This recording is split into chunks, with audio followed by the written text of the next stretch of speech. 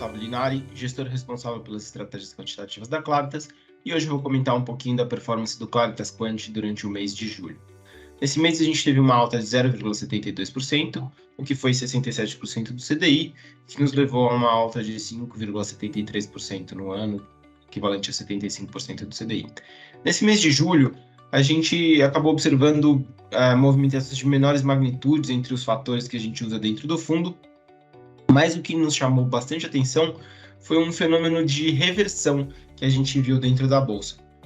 Então, o que é a reversão? É a volta de um movimento que tinha acontecido nas ações, né? Então, se a gente, para dar um exemplo, se a gente considerar o universo de investimentos do Claritas Quant e considerar as 20% das ações que tiveram pior desempenho em junho, se a gente for olhar como elas foram em julho, essas ações, na média, subiram 7,1%.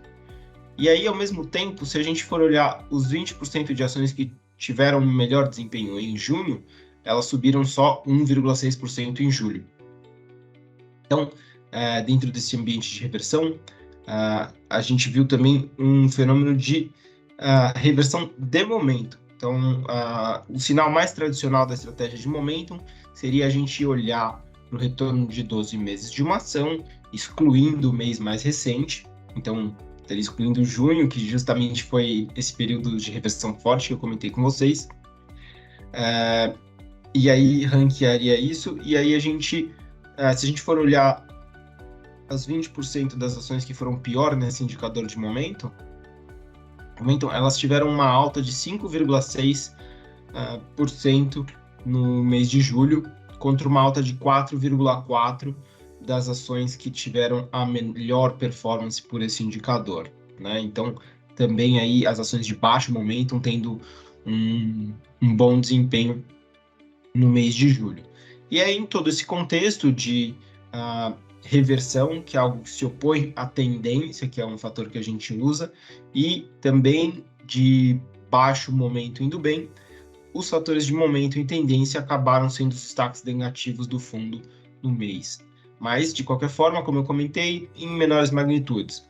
O fator de momento subtraiu 0,25 do fundo e o fator de tendência subtraiu 0,13 do fundo.